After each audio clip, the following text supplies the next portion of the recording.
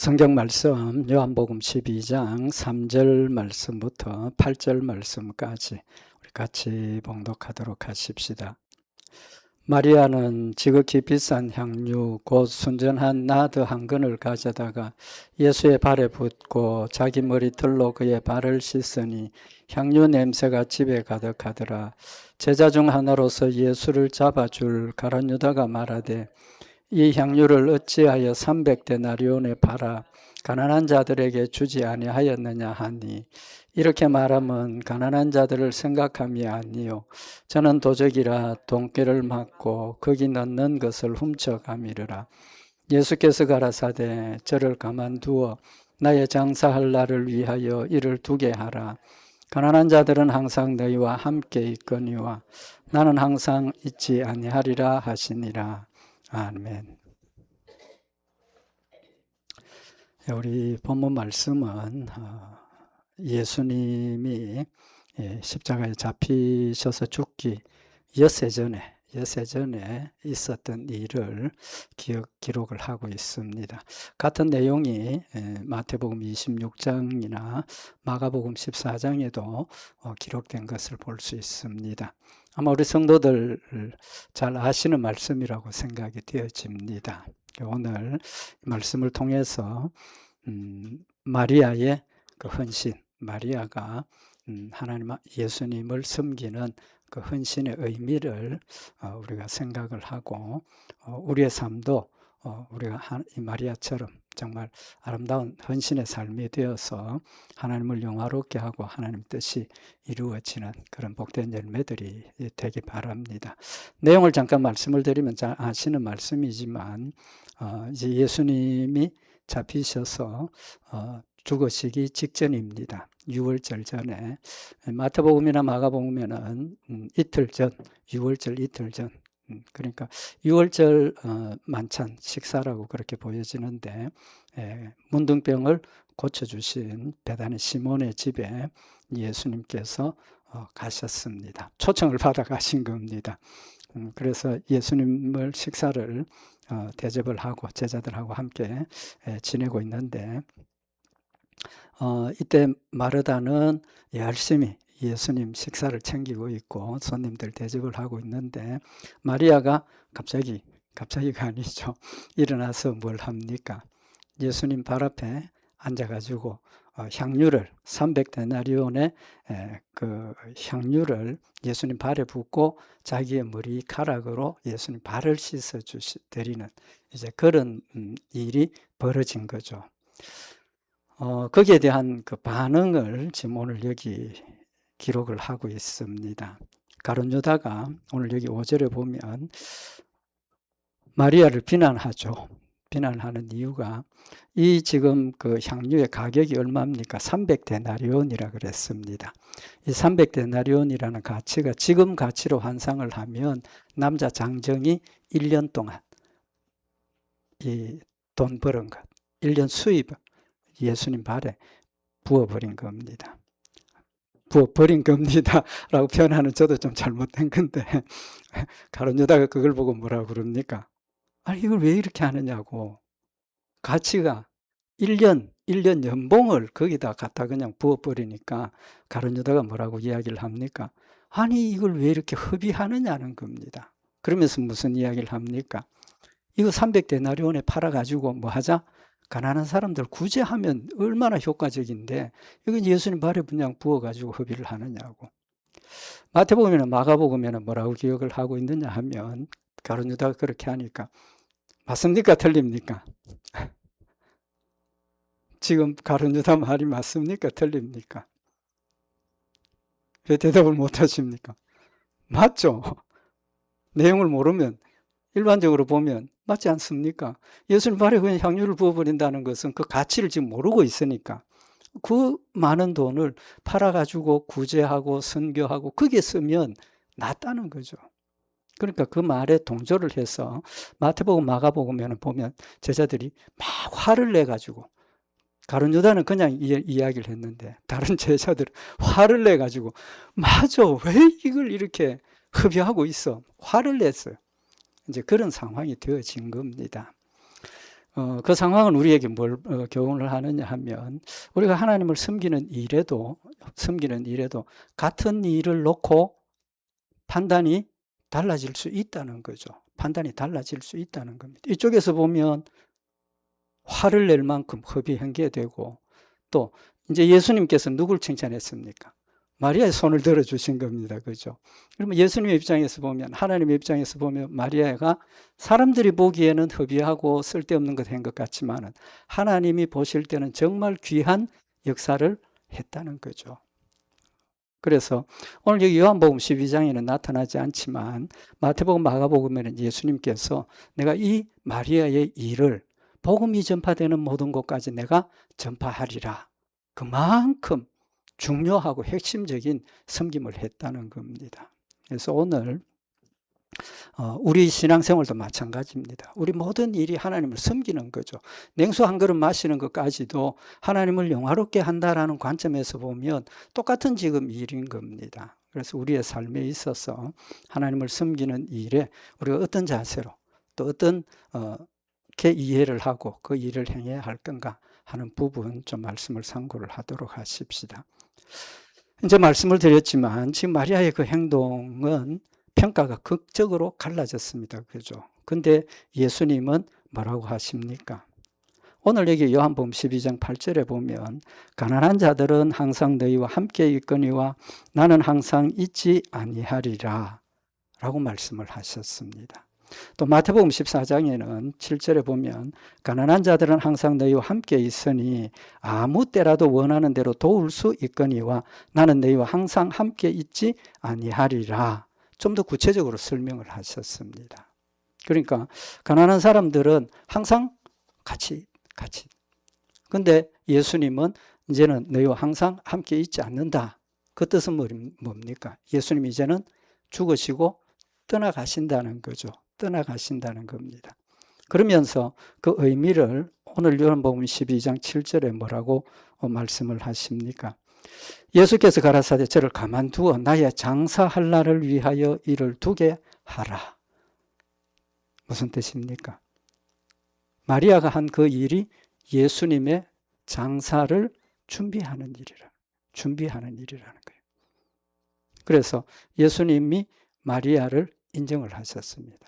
그런데 사실은 다른 제자들이 그 의미를 몰랐기 때문에 비난을 한 거죠. 알았으면 그들도 함께 예수님의 십자가의 죽으심과 우리를 위해서 베풀어 주시는 그 사랑에 감사하고 동참했을 거라는 겁니다. 몰랐기 때문이라는 거죠. 그러면 오늘 여기 마리아가 다른 제자들은 몰랐으니까 비난을 했는데 마리아는 예수님의 장례를 치르는 목적으로 부었다는 거예요. 그러니까 우리도 마찬가지, 우리는 좀 비슷하긴 하지만 염을 하죠. 사람 죽으면 다 염을 해서 이제 하는데 이스라엘 나라 사람들은 성경에도 보면 예수님 죽으시고 난 뒤에 무덤에 장사 지내고 며칠 만에, 사흘 만에 마리아하고 예수님 무덤으로 찾아가죠. 왜 찾아갑니까? 향유를 들고 그럼 찾아가는 거예요. 그 다음에 예수님 죽으셨을 때 장례 치를 때 역시 향유를 가지고 시신을 이렇게 관리를 해서 장례를 치른 거죠. 그런 장례의 의미를 지금 가지고 있는 겁니다. 그러면 마리아가 예수님이 죽으심을 알았겠습니까? 몰랐겠습니까? 알았겠습니까? 몰랐겠습니까? 몰랐겠습니까? 성경에 정확한 기록이 없습니다. 알고 한 건지 모르고 한 건지 성경에 정확한 기록이 없어요. 이제 근데 제가 볼 때는 알았다라고 저는 생각을 합니다. 그건 좀 이따 말씀을 드리고, 그럼 지금 몰랐을 때 했다는 거예요. 우리도 하나님을 섬기는 일에 그 뜻, 그 의미가 얼마나 중요하고 어떤 것인지 모르고 하나님의 일을 감당할 때도 있습니까? 없습니까? 많습니다. 사실 냉수 한 그릇 마시는 까지도 주의 뜻을 위하고 주를 위해서 하라라고 하셨는데 사실 나는 우리 습관적으로 냉수 목마를 때 그냥 마시잖아요. 그렇지만 그 한 모금이 정말 내 삶에 다른 에너지가 되어서 정말 하나님을 영화롭게 하는 그런 일도 있을 수 있다는 거죠. 마음의 자세가 중요하다는 겁니다. 그래서 우리가 신앙생활을 하면서 하나님 말씀 순종하는 그 일이 얼마나 중요한 일인지 모르고 할 때도 많습니다. 많다는. 그 뭘 의미합니까? 그 뜻을 모르더라도 하나님께서 우리에게 냉수 한 그릇 마시는, 한 모금 마시는 것까지도 주의 뜻을 위해서 하라 하셨으니까 우리 마음 자세가 얼마나 중요한지는 모르지만 내가 냉수 한 그릇 먹고 하나님 주신 은혜를 감사하고 내가 하나님 섬겨야 되겠다. 하나님 중심에 하나님을 기억하고 있으면 된다는 거죠. 그래서 예수님께서 뭐라고 말씀을 하셨습니까? 마태복음에 보면 내가 이제 심판 때 내가 줄이고 목마를 때 너희가 나를 먹게 했고 마시게 했고 내가 나그네 되었을 때 영접했고 내가 추울 때 옷도 입혀주고 그랬다. 그런 말씀 예수님 하셨죠. 그러니까 제자들이 뭐라고 그럽니까? 아니 예수님 우리는 이제 만난 적도 없고 예수님에게 의복 벗어서 대접한 적도 없고 예수님 식사 대접한 적도 없습니다. 그랬을 때 예수님 뭐라고 대답을 하십니까?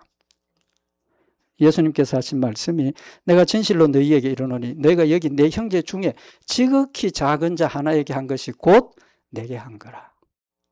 곧 내게 한 거라. 그러니까 우리가 하는 모든 일들이 사람들 대상으로 하고 세상 일들을 가지고 우리가 일을 했지만 하나님 중심에 하나님을 위한 마음으로 하나님의 사랑을 실천하는 마음으로 믿음으로 한 것은 그것이 곧 하나님께 한 거라는 거예요. 하나님께 한 거라. 그러니까 우리의 삶의 자세를 우리에게 요구를 하고 계시는 겁니다. 무슨 일을 하든지 하나님 중심으로 생각을 하고 하나님 중심으로 우리가 행동을 하면 그것이 곧 하나님께 한 것이라는 사실을 교훈을 하고 있는 겁니다. 평소의 생활 모든 것이 하나님 앞에 드려진다라는 광범위한 의미를 말씀을 하시는 거죠. 두 번째는 마리아가 알고 했을 수도 있다는 겁니다. 알고 했을 수도 있어요. 왜 그렇습니까? 이 마리아의 평소의 신앙생활을 모습을 볼 수 있는 부분이 있습니다. 누가복음 10장에 보면 이 마르다 마리아 자매가 예수님을 초청을 해서 식사 대접을 하고 있습니다. 식사 대접을 하고 있는데 마르다는 예수님을 초청을 했으니까 이 대접하기 위해서 음식 준비하기가 바쁘죠. 막 바빠서 뭐 이것도 하고 저것도 하고 막 손이 지금 모자라는데 마리아는 뭐 하고 있습니까? 마리아는 예수님 발 앞에 딱 앉아가지고 말씀만 듣고 있으니까 마르다가 보니까 이게 뭡니까?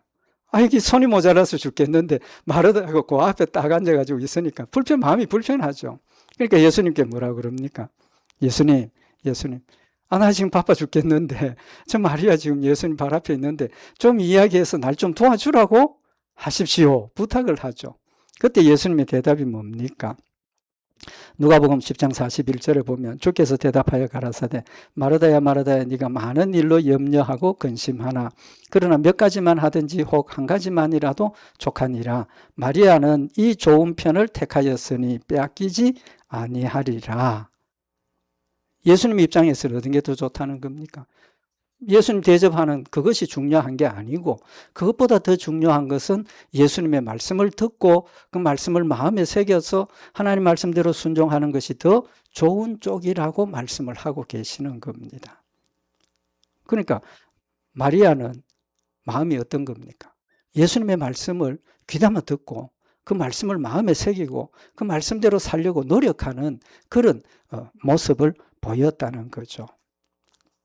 근데 예수님께서 십자가에 못 박혀 잡혀서 못 박혀 죽으신다는 말씀을 미리 했습니까? 안 했습니까? 미리 하셨지 않습니까? 미리 하셨어요. 예수님께서 말씀을 전하시던 중간에 이제 마지막에 예수님 잡혀서 죽으실 때가 돼서 제자들에게 물었습니다. 물어서 제자들에게 묻기를 사람들이 나를 누구라 하더냐. 그래서 사람들이 예수님을 뭐 이렇게 이야기를 선지자라 합니다 했을 때 너희가 나를 누구라 하느냐 라고 했을 때 베드로가 주는 그리스도 살아계신 하나님의 아들이시니다 그렇게 대답을 하고 예수님께서 너 믿음 위에 교회를 세우겠다 그렇게 말씀하시고 그때부터 예수님께서 자신이 죽으실 것을 말씀을 하시는 겁니다. 마태복음 16장 21절에 보면 베드로가 대답하고 난 뒤에 이때로부터 예수 그리스도께서 자기가 예루살렘에 올라가 장로들과 대제사장들과 서기관들에게 많은 고난을 받고 죽임을 당하고 제3일에 살아나야 할 것을 제자들에게 비로소 가르치니라. 그러니까 예수님이 잡혀서 죽으시기 전에 미리 자신이 죽을 것을 말씀을 하신 겁니다. 또 한 가지 자신이 죽을 때가 임박하셨는데 그걸 밝힌 이유는 뭡니까? 일이 벌어졌을 때, 예수님이 잡혀서 죽으실 때 제자들이 뭐 하지 말라고? 낙심하지 말라고. 예수님 힘이 없어서 잡혀 죽으시는 게 아니고 하나님의 뜻을 이루기 위해서 죽으셔야 한다는 사실을 미리 말씀을 하셨지 않습니까? 그리고 잡혔을 때 제자들이 두려워하지 말고 예수님 그때 그 말씀하셨으니까 예수님 죽으시는 게 당연하구나. 오히려 뭘 가질 수 있습니까? 그럼 예수님께서 약속하신 구속의 은혜가 나한테 이루어지겠다. 믿음을 가지도록 미리 말씀을 하셨다는 겁니다. 그러면 마리아는 예수님 그 하신 말씀을 알았겠습니까? 몰랐겠습니까? 말씀에 대한 열심이 있었고 하나님 예수님 하시는 말씀을 귀담아 들었으니까 이제 얼마 안 있으면 예수님 죽으신다는 걸 알고 있다는 겁니다. 알았다는 겁니다. 그러니까 마리아의 입장에서는 예수님 이제 마지막 가신다는데 내가 뭘 할 수 있을까? 예수님을 위해서 내가 뭘 할 수 있을까? 그런 생각을 했지 않겠습니까? 그래서 마르다 마리아가 같이 예수님의 마지막 6월절 만찬을 준비를 하고 마리아의 마음속에 내가 뭘 할 수 있을까? 마지막으로 예수님 죽으심에 대해서 장례를 준비하고 싶은 마음이 생겼을 거라는 거죠.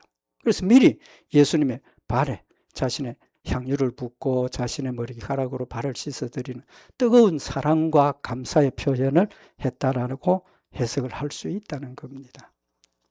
우리가 하나님의 일을 함에 있어서 우리가 모든 하나님 말씀을 숨기고 순종하는 일에 있어서 우리의 하는 한마디 한마디가 우리의 행동 하나하나가 누구에게 하는 거라고요? 하나님께 하는 거예요. 하나님께 하는 거예요. 우리가 그런 개념을 가지고 그런 믿음을 가지고 있다면 우리의 삶이 지금보다는 훨씬 달라질 거라는 거죠. 저도 사실 그렇게 살지 못하고 있습니다. 그렇지만 하나님께서 우리에게 원하시는 것은 모든 일들이 하나님 중심으로 되어져야 하고 하나님 앞에서라는 믿음을 가지고 판단을 하고 결정을 하고 해야 된다라는 사실을 말씀을 하고 있는 겁니다. 가룟 유다처럼 일반 다른 제자들처럼 그런 개인적인 기준이나 세상적인 어떤 판단 기준에서 할 것이 아니고 하나님 중심에서 하나님의 입장에서 이 일이 어떻게 될 거냐, 이것이 어떠냐, 결과가 어떠냐를 생각을 해야 된다라는 사실을 말씀을 하고 있는 겁니다. 그래서 로마서 12장 2절에 너는 이 세대를 본받지 말고 오직 마음을 새롭게 함으로 변화를 받아 하나님의 선하시고 기뻐하시고 온전하신 뜻이 무엇인지 분별하도록 하라라고 말씀을 하고 있는 겁니다. 마리아가 지금 자신이 하는 이 일이 하나님의 뜻이 무엇인지에 비추어 보니까 결과가 나오더라는 거죠. 우리의 삶은 정말 하나님을 기쁘시게 하는 일이 뭘까? 이 일이 정말 하나님을 영화롭게 하고 하나님을 기쁘시게 하고 하나님의 뜻을 따른 일인가를 우리가 세밀하게 분석하고 판단하고 하나님의 뜻을 따르는 그런 믿음의 열매들이 되시길 바랍니다.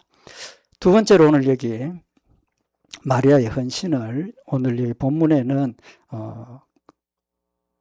기록이 없지만 마가복음 14장에는 예수님께서 이 마리아의 한 일을 기록을 하고 있습니다.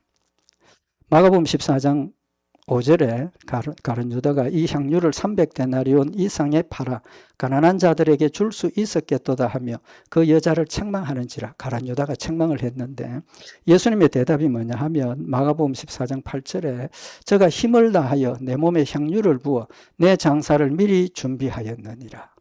뭐라고 그랬습니까? 저가 힘을 다하여 그랬습니다. 힘을 다하여. 300데나리온 그것이 정말 적은 게 아니죠. 큰 겁니다. 그는 마리아의 입장에서는 정말 힘을 다한 헌신이 되었다는 사실을 이야기를 하고 있는 겁니다. 마리아가 힘을 다한 헌신을 할 수밖에 없는 이유가 있었죠. 왜 그렇습니까? 예수님의 장례를 위해서 헌신하는 것은 기회가 몇 번 있겠습니까? 한 번밖에 없지 않습니까? 한 번밖에 없어요. 세계 역사, 인류 역사에서 한 번밖에 없는 일입니다. 자주 있는 일이라면 이러고 저러고 뭐 생각할 여지가 있겠지만 인류 역사에 단 한 번밖에 없는 그런 소중한 기회였으니까 정말 힘을 다해서 주의 일을 섬기고 하나님을 따르는 그런 믿음의 열매가 되었다는 사실을 우리에게 말씀을 하고 있는 겁니다. 우리가 주의 일을 하는 데 있어서도 마찬가지입니다. 우리의 마음 자세가 이건 이때밖에 없어. 한 번밖에 없어. 그런 생각을 한다면 정말 우리가 힘을 다해서 주를 섬기고 주를 따르는 그런 믿음의 열매가 될 수 있다라는 사실을 말씀을 하고 있는 겁니다. 아브라함이 이삭을 드리는 일이 자주 있는 일입니까? 아니지 않습니까? 아니에요. 그럴 때 우리는 자기를 부인하고 자기 십자가를 지고 죽음에 이를 수 있는 그런 믿음의 열매가 이게 정말 한 번밖에 없는 일이라는 걸 생각을 하면 할 수 있다는 거죠. 그 다음에 이제 여기 마리아의 헌신에 대해서 평가에 대해서 좀 생각을 하십시다. 우리도 마찬가지 아닙니까? 내 일도 그렇지만 다른 사람에 대한 평가도 되는데 오늘 여기 이제 세 부류의 사람을 우리가 생각을 할 수 있는데 첫째는 가룟 유다. 가룟 유다는 어떤 사람입니까? 마리아의 헌신. 사실은 이 마리아의 헌신은 적절한 헌신입니다. 그죠?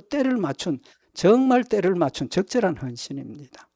그 헌신을 가룟 유다가 한 일은 뭐 하는 일입니까? 방해했지 않습니까? 방해했어요. 왜 했느냐? 비난하고 방해하는 그런 모습을 지금 보여주고 있습니다. 아까도 말씀을 드렸지만 마가복음 14장 4절에 보면 어떤 사람들이 분내어 서로 말하되 무슨 의사로 이 향유를 허비하였는가? 다른 사람들이 화를 내기까지 하면서 가룟 유다를 동조를 하고 비난을 했다는 겁니다. 왜 그렇습니까?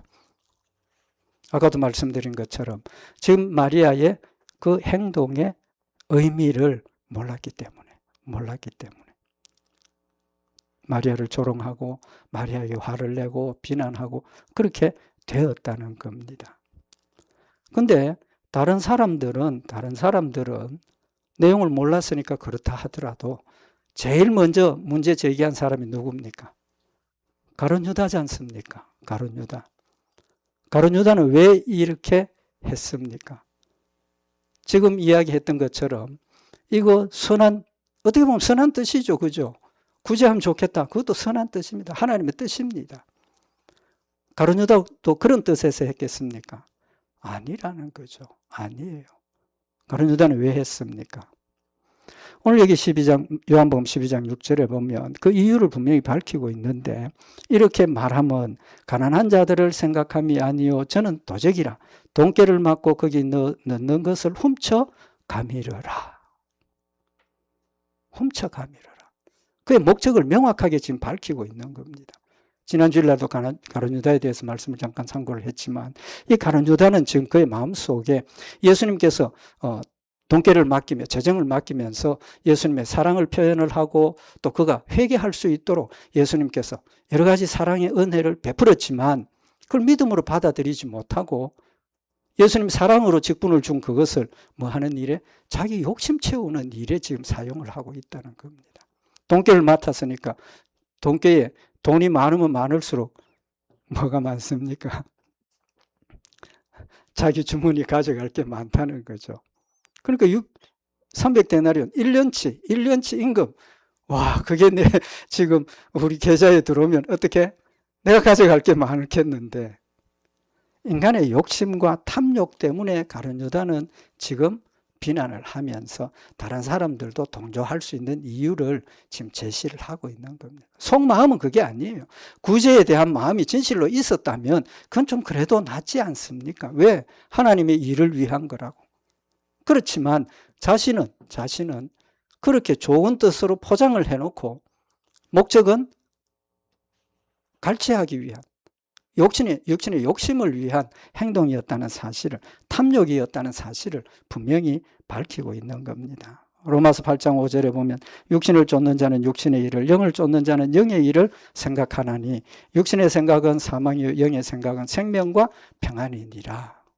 내 지금 생각이, 내가 지금 가고 있는 이 판단의 방향이 정말 육신의 생각이냐 하나님을 중심으로 한 생각이냐를 해보자는 겁니다.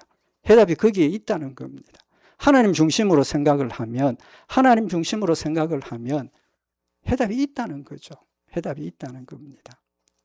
두 번째로 오늘 여기 가룟 유다의 역할은 방해가 된 사람이지만 하나님께서 우리에게 역시 무슨 기회를 주셨습니까? 마리아와 같이 하나님을 섬길 수 있는 기회를 우리에게도 주셨습니다. 일상생활이 하나님 우리에게 주신 기회라는 거죠. 그렇지만 그 기회를 방해는 하지는 않지만 어떤 경우가 있습니까? 하나님 주신 그 섬김의 기회를 놓치는 때도 있습니다. 놓치는 때도 있다고. 여러 가지 이유가 있겠지만 중요한 내용을 대표적인 내용을 우리가 한번 생각을 해보면 예수님 마지막 십자가에 못 박혀 죽으시기 전에 겟세마네 동산에 제자들을 데리고 가셔서 기도하셨습니다. 그때 겟세마네 동산에 들어가셔서 예수님께서 제일 먼저 하신 일이 뭡니까? 한 곳에 이르러서 제자들에게 부탁을 합니다. 부탁을 하죠. 마태복음 26장 36절에 보면 이에 예수께서 제자들과 함께 겟세마네라 하는 곳에 이르러 제자들에게 이르되 내가 저기 가서 기도할 동안에 너희는 여기 앉아 있으라. 앉아 있으라. 예수님께서 제자들 데리고 가셔서 너 여기 좀 앉아 있으라. 내 기도하는 동안 여기 앉아 있으라. 기도해달라 부탁 아닙니다. 그냥 앉아 있으라는 겁니다. 그 다음에 또 베드로와 야고보 요한을 데리고 조금 더 떨어진 곳에 가셔서 그들에게는 뭐라고 이야기를 하십니까? 마태복음 26장 37절에 보면 베드로와 세베대의 두 아들을 데리고 가실새 고민하고 슬퍼하사 이에 말씀하시되 내 마음이 심히 고민하여 죽게 되었으니 너희는 여기 머물러 나와 함께 깨어 있으라. 처음에는 그냥 앉아 있으라. 앉아 있으라. 그 다음에 베드로와 야고보 요한에게는 깨어 있으라고 말씀을 하셨습니다. 기회를 주신 거예요. 뭡니까? 예수님 십자가의 죽으심에 대한 고통과 고난과 두려움 가운데서 하나님 앞에 엎드려 기도하는 그 시간에 함께 기도해달라가 아니에요. 우리가 뭐 예수님 위해서 기도할 그런 게 없죠. 깨어 있으라는 겁니다. 그냥 깨어 있으라. 그 다음에 앉아 있으라는, 누워 자지 말고 앉아 있으라. 근데 그들은 어땠습니까? 못했지 않습니까? 못했어요. 한 번 가셨다가 오니까 잠이 들었어. 깨웠어. 또 한 번 갔다가 오니까 또 잠이 들었어. 마태복음 26장 40절에 보면 제자들에게 오사 그 자는 것을 보시고 베드로에게 말씀하시되 내가 나와 함께 한 시 동안도 이렇게 깨어 있을 수 없더냐. 시험에 들지 않게 깨어 있어 기도하라. 마음에는 원이로도 육신이 약하도다. 깨어 있으라는 것은 예수님을 위해서 기도하라가 아니고 깨어서 자신들이 예수님 잡히시고 나면 낙심하고 절망하고 도망가지 않도록 자신을 위해서 기도하고 있으라고 부탁을 하신 겁니다. 다 도망가 버렸어요. 또 중요한 사람 한 사람이 있죠. 누가 있습니까? 예수님 십자가에 잡혀서 죽으시기 위해서 십자가를 지고 지금 가고 있습니다. 근데 끝까지 예수님이 그걸 지고 가셨습니까? 아니죠. 누굽니까? 구레네 사람 시몬을 만나서 그 사람에게 십자가를 대신 지웠습니다. 그 사람이 자원해서 했습니까? 아니지 않습니까? 가다가 재수없게 다 걸려가지고 예수님 십자가 지라고 그렇게 간 겁니다. 억지로 간 거죠. 억지로 간 겁니다. 마가복음 15장 21절에 보면 마침 알렉산더와 루포의 아비인 구레네 사람 시몬이 시골로서 와서 지나가는데 저희가 그를 억지로 같이 가게 하여 예수의 십자가를 지우고 억지로, 날벼락이죠. 자기 입장에서는 억지로 지고 갔습니다. 우리가 신앙생활 하는 것도 억지로 하는 겁니다. 억지로 하는 거예요. 물론 우리가 기쁨으로 자원해서 하는 것도 있지만 사실은 어떤 의미에서 보면 우리가 정말 마음이 뜨거워서 하나님을 섬기고 자원해서 기쁨으로 하는 것도 있지만 사실은 평소의 생활을 보면 하기 싫지만 하는 그런 때도 있다는 겁니다. 그런데 사실은 억지로 하는 것도 굉장히 중요하고 복되다는 사실을 지금 말씀을 하고 있는 겁니다. 오늘 여기 구레네 사람 시몬에 대해서 그 이후에 성경에 기록이 있습니까? 없습니까? 기록이 몇 군데 있습니다. 있어요. 마태복음 15장 21절에 보면 이 구레네 사람 시몬이 혈육 관계를 지금 밝히고 있는데 마침 알렉산더와 루포의 아비인 구레네 사람 시몬. 그러니까 시몬의 아들이 누구라는 겁니까? 알렉산더와 루포라는 아들이 있었다는 겁니다. 아들이 있었다는 거예요.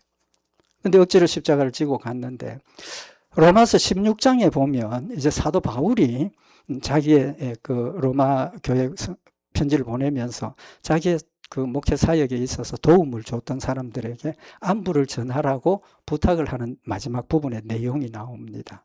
근데 로마서 16장 13절에 보면 주 안에서 택하심을 입은 루포와 그 어머니에게 문안하라. 여기 루포가 나오죠. 루포는 누굽니까? 시몬의 아들입니다. 시몬의 아들. 근데 루포와 그 어머니에게 문안하라. 그 어머니는 곧 내 어머니니라. 루포의 어머니면 시몬의 누굽니까? 시몬하고 아내죠. 아내. 그죠? 그죠? 여기 루포의 어머니. 루포는 시몬의 아들. 그러니까 여기 루포의 어머니를 내 어머니라 그랬어요. 사도 바울이. 그러니까 그들이 사도 바울의 목회를 하는 일에 얼마나 정성스럽게 협력을 하고 도왔는가 충분히 짐작할 수 있지 않습니까? 억지로 십자가를 지고 갔던 사람이었지만 그가 예수님의 십자가를 졌다라는 그 사실 때문에 그의 마음속에 예수님에 대한 뜨거운 사랑과 또 자신의 하나님이 자신에게 주신 그 기회들 처음에는 아까 좀 죄송스러운 말씀을 했지만 아이고 재수없게 아니면 막 억지로 막 투덜투덜하고 그렇게 갔을 거예요. 안 그렇겠습니까? 저는 뭐 그랬을 것 같아요. 왜 내가 지나가다가 이렇게 잡혀가지고 이 무거운 십자가를 지고 내가 따라가느냐 그렇게 생각을 했겠지만 그것이 그에게 기회가 되어서 하나님을 뜨겁게 사랑하고 온 가족이 사도 바울의 선교 사역에 열심히 돕고 협력을 하고 마지막에는 사도 바울이 루포의 어머니가 내 어머니라고 할 만큼 훌륭한 믿음의 열매를 맺었다는 사실을 성경은 밝히고 있는 겁니다. 사실은 우리의 신앙생활에 처음에도 조금 전에 말씀을 드렸지만 억지로 하지 않습니까? 힘들지만 괴롭지만 싫지만 그렇지만 억지로라도 하고 나니까 하나님께서 그 일을 통해서 우리에게 약속하신 것들로 채워주시고 채워주시는 게 중요한 게 아니라 그 과정을 통해서 우리의 믿음이 더 성숙해지고 성장한다는 사실을 지금 말씀을 하고 있는 겁니다. 억지로라도 주의 말씀 순종하고 힘을 다해서 주를 섬기면 하나님께서 반드시 우리에게 은혜로 갚아주시고 채워주신다는 사실도 아울러서 지금 우리에게 교훈을 하고 있는 겁니다. 우리의 삶이 하나님을 섬기는 일이죠. 하나님 우리에게 주신 사명 다 똑같습니다. 다 똑같아요. 목사라고 더 귀하고 아닙니다. 아니에요. 똑같아요. 우리 성도들 하는 일이나 제가 하는 일이나 하나님 앞에 똑같아요. 목사라고 우러러보고 그러지 마십시오. 섬기지 마십시오. 목사가 섬김받는 자리에 있는 게 아닙니다. 오히려 본을 보이고 더 앞서서 이끌어가야 할 그런 자리이고 함께 위로하고 격려하고 함께 손을 맞잡고 같이 가는 그런 하나님 앞에서는 우리는 똑같은 일꾼이라는 거예요. 하나님 우리에게 주신 사명은 정말 하나님 앞에 우리의 몸과 마음을 온전히 기쁨으로 감사함으로 섬기는 그런 열매가 되어야 된다는 사실을 우리에게 교훈하시는 말씀입니다. 우리 오늘 이 말씀 다시 한번 마음에 새겨서 우리도 마리아와 같은 그런 믿음의 삶이 되어서 언제든지 하나님 앞에 칭찬받고 또 축복받는 우리 복된 성도들과 교회가 되시기를 바랍니다. 기도드리십시다.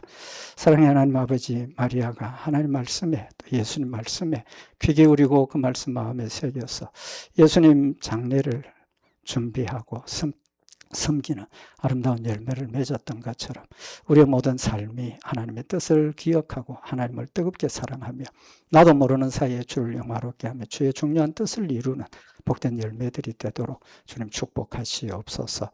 늘 함께 하시고 성립케 하실 줄 믿고 감사드리오며 우리 주 예수 그리스도의 이름으로 기도드리옵나이다. 아멘.